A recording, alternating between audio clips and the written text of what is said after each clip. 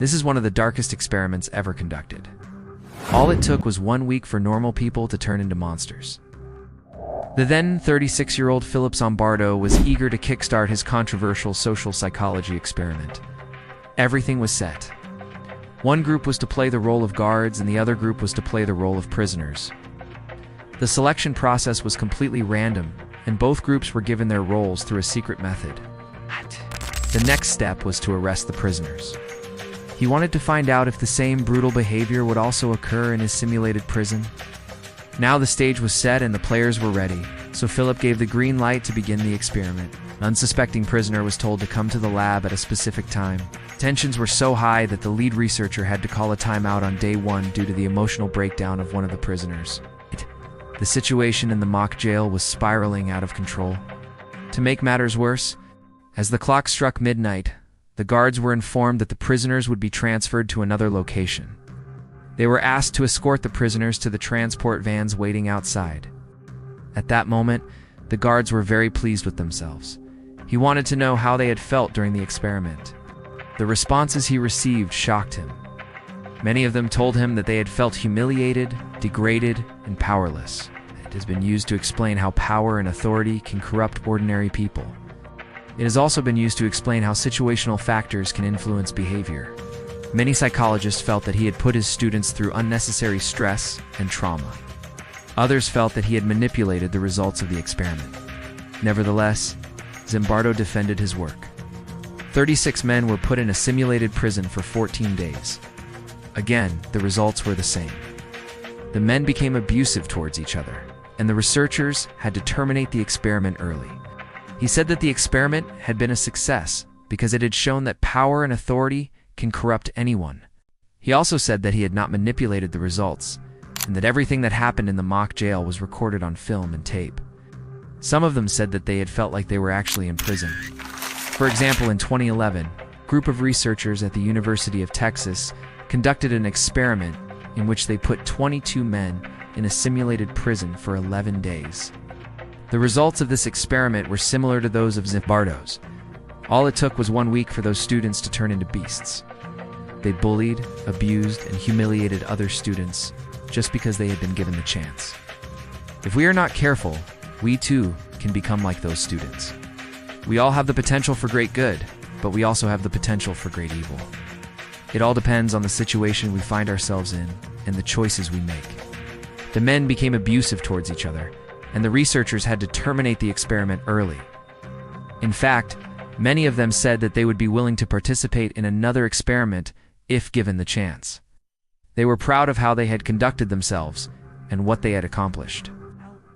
Whether or not the experiment was a hoax is debatable. However, the results of the experiment cannot be denied. One of the prisoners had tried to escape from the facility and was now being punished for his efforts. Zimbardo felt that things had gone too far and had to be stopped before someone got hurt.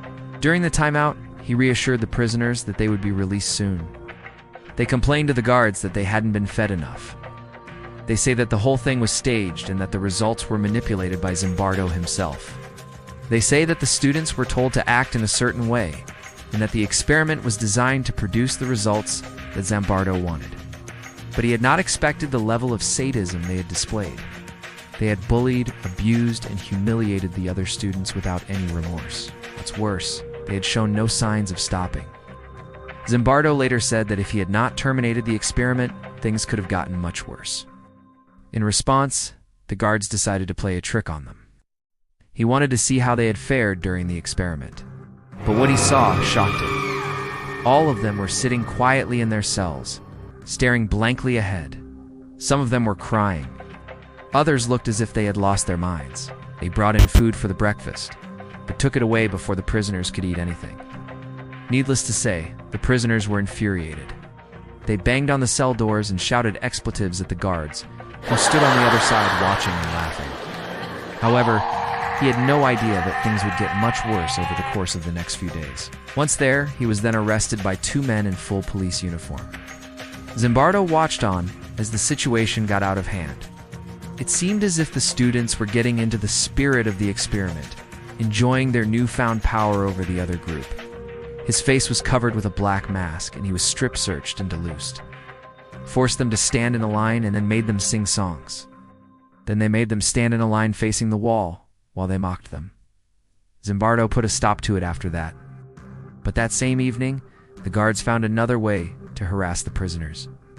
They forced them to push a wheelbarrow filled with sand around the prison yard for hours. When the prisoners complained about aching arms, the guards ordered them to continue. They refused and instead sat down on their cots. The guards, furious with this display of defiance, dragged them out of their cells and forced them to clean the toilets with toothbrushes. Each prisoner was then transported to Stanford's infamous mock jail in the basement of the psychology building, where they were locked up for the next few days. The volunteers were ready, and the fake prison was all set up in the basement of the psychology department at Stanford. Little did he know that this experiment would go down in history as one of the most disturbing experiments ever carried out. But what if I told you that these people weren't even paid to do what they did? That's right. They were regular students who had volunteered to take part in a social psychology experiment led by Professor Philip Zimbardo of Stanford University. The guards, too, needed a briefing on how to conduct themselves during the experiment. And once that was done, the entire basement was transformed into a simulated prison. A heavy steel door was installed at the entrance. There were 3 identical cells, each measuring 3 meters by 3 meters, with a toilet and a sink. Each cell could hold 4 inmates. Above each cell was a small barred window.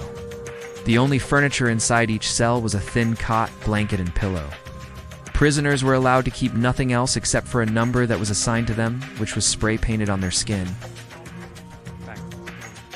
To begin, Philip divided 24 healthy male students into 2 groups of 12 each. But what about the guards? The setup was eerily similar to prisons in the U.S. state of California, where Zimbardo lived.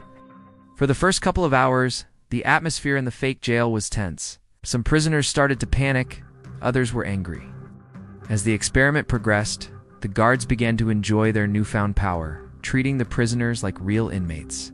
They bullied, berated, and physically punished them. On the second day, the guards woke the prisoners up in the middle of the night. By the third day, the prisoners were fed up. Philip Zimbardo was shocked at what he witnessed over the course of the next few days. So on the 6th day of the experiment, he decided to put an end to it. Zimbardo had hoped that the students would simply act out the roles they had been assigned to. Once the students had left, Zimbardo went to check on the prisoners. After the experiment, Zimbardo interviewed the former prisoners to get their feedback. Over the years, several critics have come forward to claim that the Stanford Prison Experiment was a hoax. Despite the controversy surrounding the experiment, it remains one of the most famous and widely cited studies in social psychology.